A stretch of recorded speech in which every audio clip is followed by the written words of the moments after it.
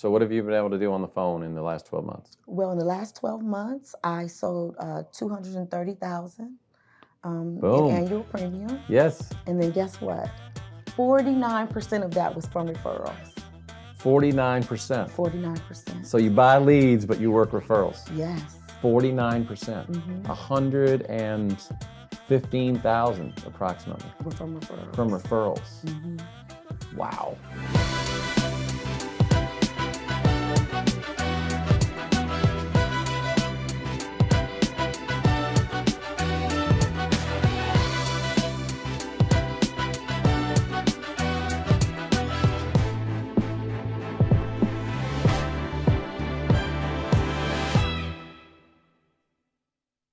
Well, welcome everybody to another episode of the Life Insurance Academy podcast. We have a special episode today. We are on location in Dallas, Texas at the SWAT event with Nate Offert's Strategic Wealth Accumulations Tactics event called Mission Possible this weekend.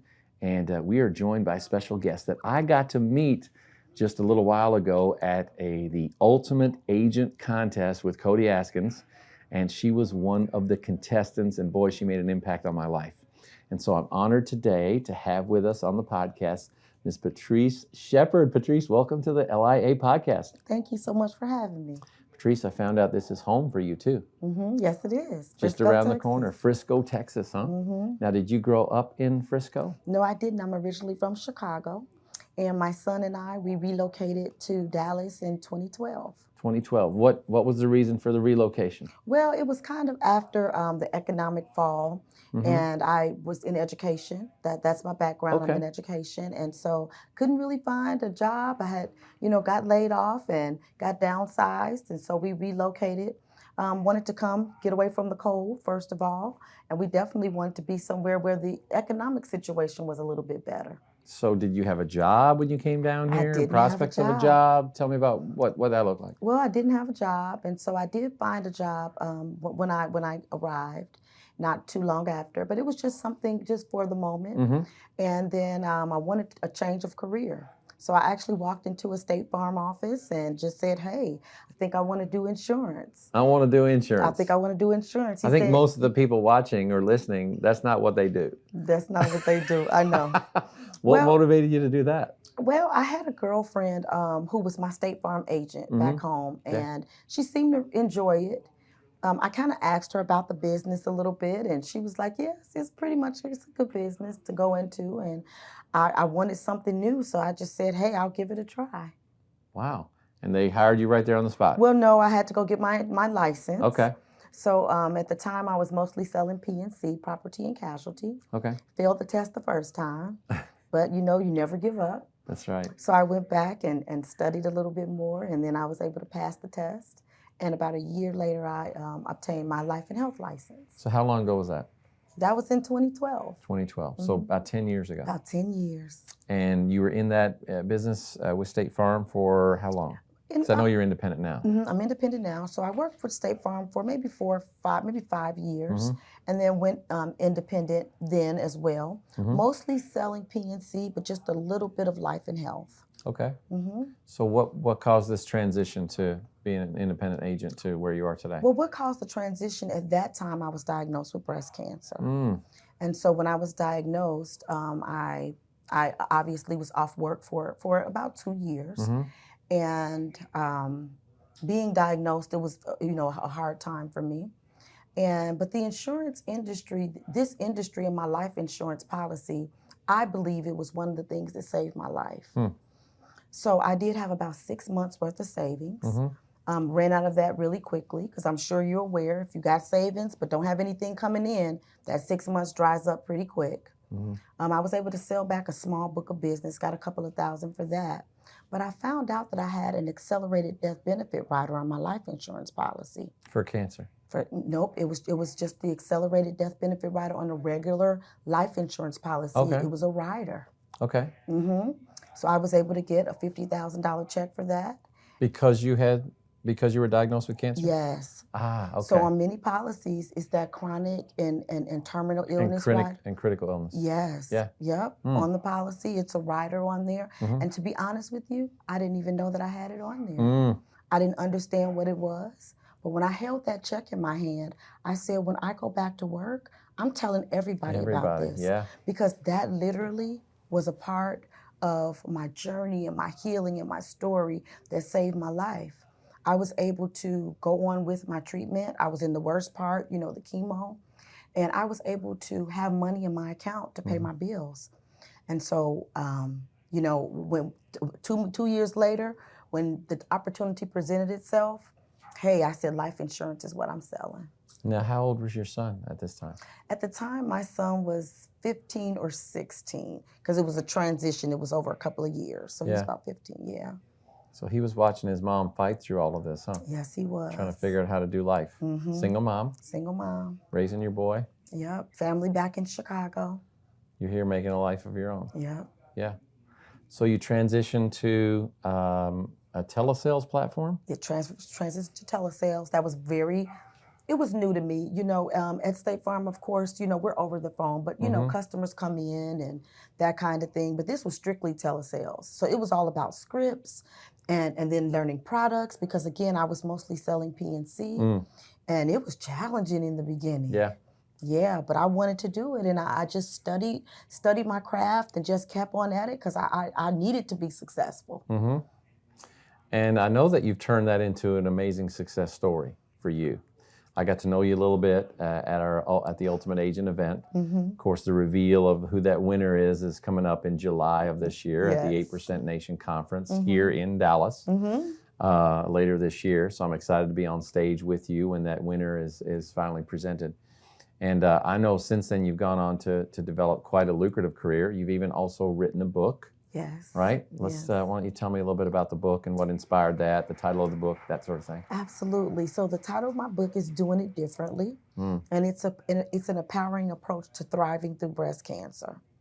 And so one of the things that my mom has always taught me is, in every situation that you go through in life, you always have to see like the rainbows. And I learned about this weekend about a personality type, right? Mm-hmm. And so my mom is that personality type that is friendly, and, she loves life and she loves people. And she passed that on to me, definitely. And so in every situation, I always try to see the positive in it. There's always a positive.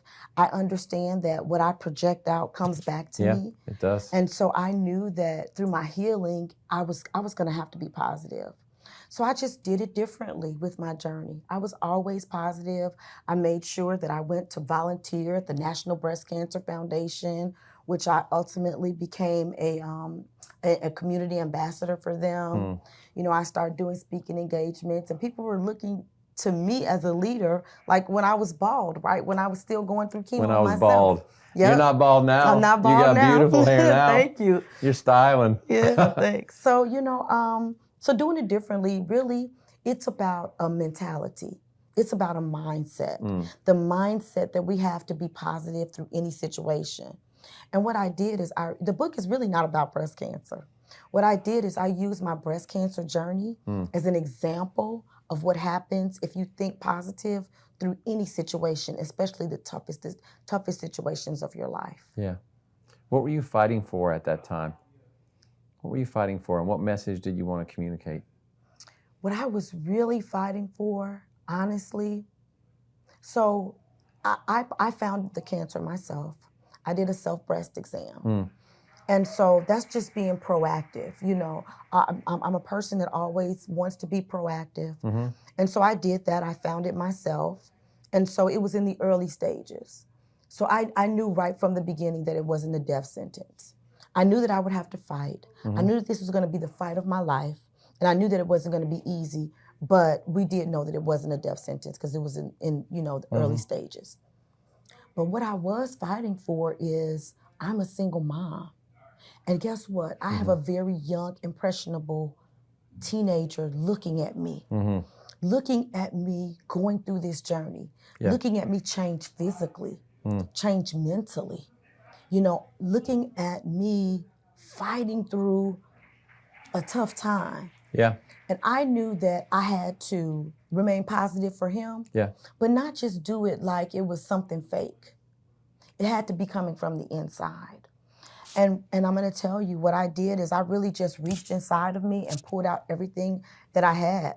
I talk about it a little bit in my book where I would have these sticky notes and I would just write positive words on them and I would stick them all over my refrigerator, you know, all on the mirrors, in the bathroom, in my room, so that when I woke up and when I looked in the mirror and I didn't look like myself, I didn't feel like myself. Yeah.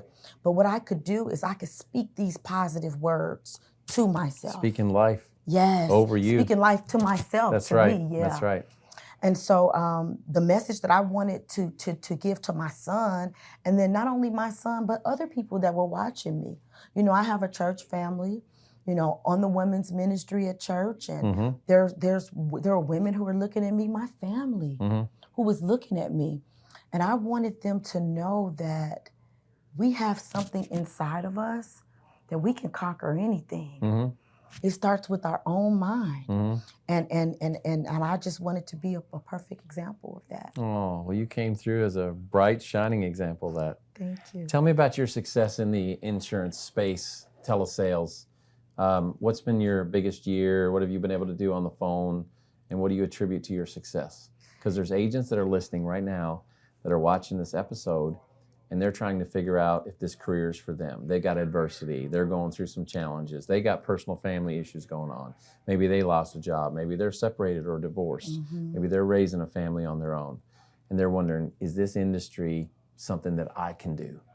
Is this a business that I can be successful in with all of these challenges? Is this something that I can do? Because I don't think I can, because I got a lot of stuff and the situation's not ideal. And they're watching and they're checking this out. What would you say to those people?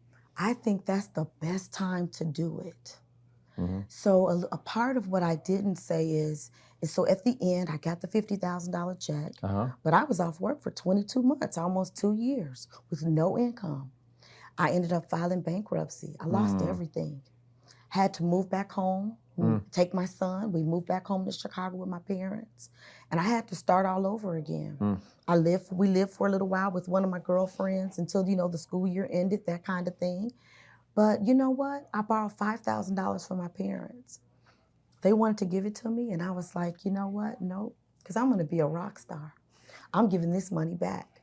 So I borrowed some money from $5,000 for them so I could buy leads and do everything that I need to do in my business. You went bankrupt. You had to move back home, live with your parents, moved in with a girlfriend, had to borrow money from your parents, and you took that money and you didn't buy food, you bought leads. I bought leads. Leads. To call. Because guess what Leads was going to do? Leads was going to give me the money to buy food. Leads was going to give me the money to buy another car. Leads was going to give me the money to basically finance the lifestyle and build all over again. And so you were investing in your business. Absolutely. Investing in you. Instead of buying things. I didn't even have a place to live, living with my parents, and I was buying leads. That's awesome. Eventually moved back to Texas. And so this was July. The weather won out. You had to move back to the I had weather. to move back. You know, it's cold in Chicago. Yeah. But yeah, so, you know, started in the independent realm. It was hard in the beginning. It was because, you know, there was lots to learn. Yeah. Lots to learn. But I'm still buying leads. And I'm going to be honest with you. I wasn't the overnight sensation. I wasn't the, you know, my first batch of leads. I didn't sell, you know, $20,000 or anything like that. My first month in the business was like about $7,000. Oh, okay. Yeah. So so it wasn't. It took a little time for me to learn, for me to grow. But I had to listen to people. I had to work hard. Yeah. Right. I had to work hard, and I did that. And so in about, I would say about the third month, I said, hey, I think I'm starting to like this. Because in the beginning, I didn't like it. Because I was used to accomplishing things. And quicker and sooner. Yeah. Yeah. So what have you been able to do? What have you translated that to? How many years now on this? So it'll be this July. Actually, when we go to 8, by the time we get to 8%, it'll be 2 years. 2 years. So what have you been able to do on the phone in the last 12 months? Well, in the last 12 months, I sold $230,000 in annual premium. Yes. And then guess what? 49% of that was from referrals. 49%. 49%. So you buy leads, but you work referrals. Yes. 49%. 115,000 approximately. From referrals. From referrals. Wow. Did you hear that? You could turn leads into referrals and make that half of your marketing play. You got good at asking for referrals. I did. I had What's to. your secret to that? Well, I'm going to tell you first. I had to get good at referrals because remember, I only had the 5,000. Yeah. 5,000, it goes fast, right? When you're getting the leads. And in the first month, I only made 7. But then, putting it back into leads and that kind of thing. Yeah. And so I said, hey, I need to find a way to generate some leads on my own. So I started building relationship with clients. And then guess what I did? I just asked. But what I did is I asked over and over again. And I asked every single person on every single call in every situation. Ask, ask, ask. Do you ask for one or multiple or how? Hey, I just asked for referrals. Tell me what that sounds like. Hey, Roger, did I do a good job for you? Yes. Awesome, great. And you know that, you can call me at any time. So I send them a magnet for them to put on their refrigerator. Has my smiling little face on it. Has my phone number. You can call me at any time. Please make sure you put the magnet up there so that you have my information and your family does too. Sure. Now, do you know anybody who could benefit from our services? Anybody who could use some life insurance that we could help? I just asked that question over and over again. Keep it simple. Keep it simple. Who do you know that needs my help? Who do you know that needs some life insurance? Who can we help? Here's the cool thing. I got to see you do it live. You did. I got to see you do it live, sitting crisscross applesauce in the corner of a house with a laptop and you're in your zone with your hoodie, on, and you're just dialing and smiling and asking for referrals. I got to watch you do it live. So it's cool to see somebody who's passionate about the business, who gets creative and is innovative and is willing to put themselves out there and value what they do enough to ask for that referral. Because some agents, when they first get in the business, they're working the lead, and then the thing that they're thinking about is their next lead or their next appointment, and they're literally leaving hundreds of thousands of dollars on the table. You've turned that into something special. Congratulations. That's a cool accomplishment. Let's talk a little bit about your ultimate agent experience before we wrap. Okay. So this was cool for me. So we were brought in midway. You had some mentors and coaches there for the first day or so, and then we got to come in and sit with you, and we got to watch then, as the elimination started, and the process started going on. But I got to watch you in action. And what would you say that experience was like for you? I could say, I would say up until now, that was the most impactful experience of my insurance career, like including State Farm and everything. And here's why. Because, of course we're here, at SWAT, and we have mentors that are pouring into us. Yes. And sharing information with us. And Nate, by the way, who's the host of this event, was one of the mentors that was with me at the same time. So we got to work alongside each other. So you got to be with him and me and some others. We got to spend time. So yes, we got mentors pouring in. We have mentors pouring in, but here it's in a group setting. Yeah. Which is awesome. Yeah. But at that experience, it was one-on-one. Like you and I spent some real time together. Yeah. And what was great about it is that it was more than just business. I would say, and you correct me if I'm wrong, maybe 75% of our conversations were not even about insurance. I would say. It was about pouring into me, building me up. Of course, yes, teaching me some industry, jargon and better ways to saying things. How to open a call better. Yes, absolutely. All of that. But for me, that was valuable, but that wasn't the most valuable. The most valuable time that I spent with the mentors was pouring into me, pouring into my professional and personal development.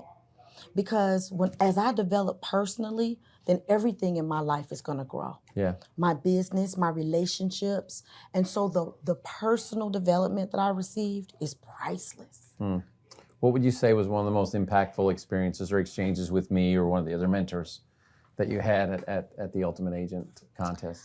I can tell you, the most impactful interaction that I had was with you. And it was impromptu, and so that is why it was so impactful. So there was a time when, and I don't want to give too much away about the show, when the mentors were standing there and you guys were speaking to us directly, and you said my son's name. It's gonna make me cry now. That was impactful to me, because what that showed me is that you really cared about me.